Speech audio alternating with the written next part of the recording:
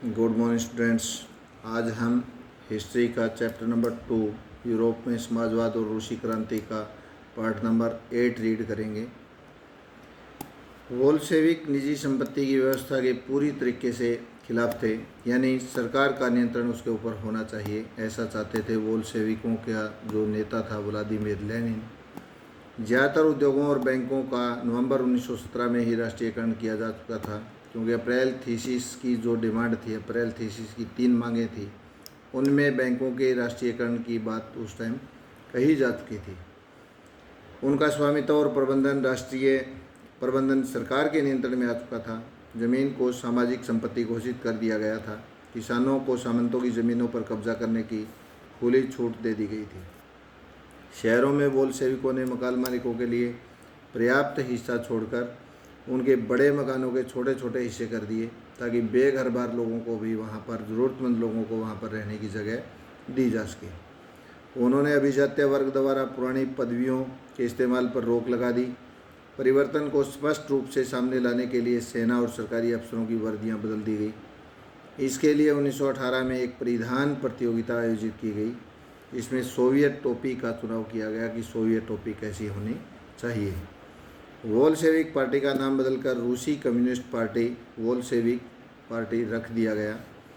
1917 के अंदर नवंबर में बोल्शेविकों ने संविधान सभा के लिए चुनाव करवाए, लेकिन इन चुनावों में उन्हें बहुमत नहीं मिल पाया था बोल्शेविकों को। जनवरी 1918 में असेंबली ने बोल्शेविकों के प्रस्तावों को खारिज कर दिया और लेनिन ने असेंबली बर्खास्त कर दी। उनका मत था कि अनिश्चित परिस्थितियों में चुनी गई असेंबली के मुकाबले अखिल रूसी सोवियत कांग्रेस कहीं ज़्यादा लोकतांत्रिक संस्था है। मार्च 1918 में अन्य राजनीतिक सहयोगियों की असहमति के बावजूद बोल्शेविकों ने ब्रेस्ट लिटोव्स्क में जर्मनी से संधि कर ली। आने वाले सालों में बोल्शेविक पार्टी अखिल रूसी सोवियत कांग्रेस के लिए होने वाले चुनाव में हिस्सा लेने वाली एकमात्र पार्टी रह गई। अखिल रूसी सोवियत कांग्रेस को अब देश की संसद का दर्जा दे दिया गया था, यानी अखिल रूसी सोवियत कांग्रेस ही अब सिस्टम को चला रही थी, संसद का दर्जा इसे दिया गया। रूस एक दलीय राजनीतिक व्यवस्था वाला देश बन गया। एक दलीय राजनीतिक व्यवस्था अखिल सोवियत कांग्रेस बन गई। गुप्तचर पुलिस, जिसे पहले चेका कहा जाता था, बाद में उसको ओजीपीयू और एनकेवीडी का नाम दिया गया था। गुप्तचर पुलिस को बोल्शेविकों की आलोचना करने वालों को दंडित करती थी। जो बोल्शेविकों की निंदा करते थे उनको दंड देने का काम करती थी। बहुत सारे युवक, लेखक और कलाकार भी पार्टी की तरफ आकर्षित हुए, क्योंकि वह समाजवाद और परिवर्तन के प्रति समर्पित थी।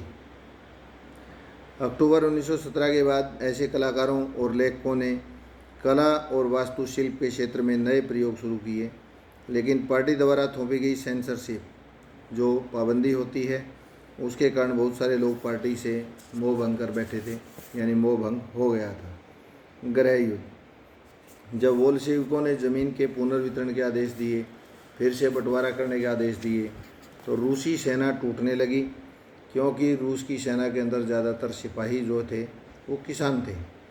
वे भूमि पुनर्वितरण के लिए घर लौटना चाहते थे, इसके लिए सेना छोड़कर जाने लग गए। गैर बोल्शेविक समाजवादियों, उदारवादियों, राजशाही के समर्थनों ने बोल्शेविक विद्रोह की निंदा की। उनके नेता दक्षिणी रूस में इकट्ठा होकर बोल्शेविकों, यानी रेड्स जो लोग थे, से लड़ने के लिए टुकड़ियां संगठित करने लगे। 1918 और 1919 में रूसी साम्राज्य के ज़्यादातर हिस्सों में सामाजिक क्रांतिकारी, जिनको ग्रीन्स का नाम दिया गया था, जार जो समर्थक थे वो वाइट्स कहलाए। बोल्शेविक रेड्स थे और जार के समर्थक जो थे वो वाइट्स थे। सामाजिक जो क्रांतिकारी थे उनको ग्रीन्स का दर्जा दिया गया था, इसका नियंत्रण रहा। उन्हें फ्रांसीसी, अमेरिकी, ब्रिटिश और जापानी टुकड़ियों का भी समर्थन मिल रहा था। ये सभी शक्तियां रूस में समाजवाद को फलते फूलते नहीं देखना चाहती थी।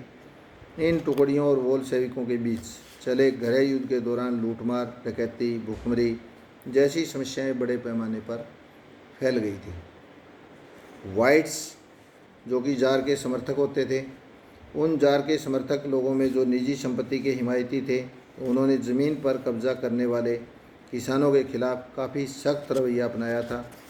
उनकी इस हरकतों के कारण तो गैर बोल्शेविकों के प्रति जन समर्थन और भी तेज़ी से घटने लग गया।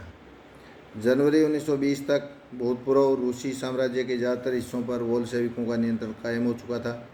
उन्हें गैर रूसी राष्ट्रवादियों और मुस्लिम जदीदियों, जो जदीदी थे मुस्लिम बहुल इलाके जहाँ मुसलमानों की संख्या ज़्यादा थी, की मदद से यह कामयाबी मिली थी।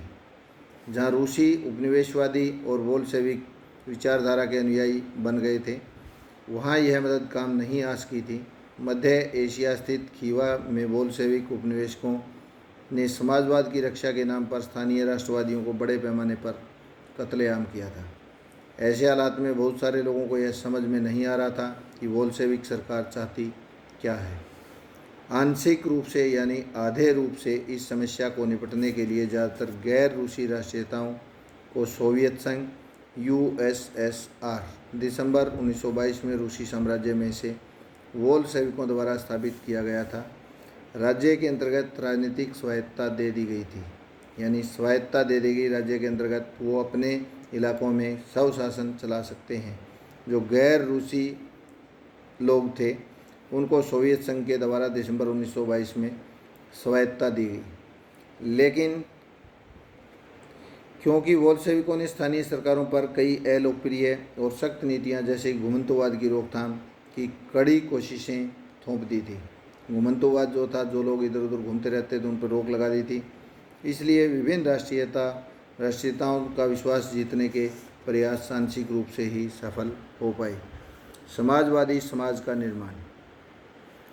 गृह युद्ध के दौरान बोल्शेविकों ने उद्योगों और बैंकों के राष्ट्रीयकरण को जारी रखा।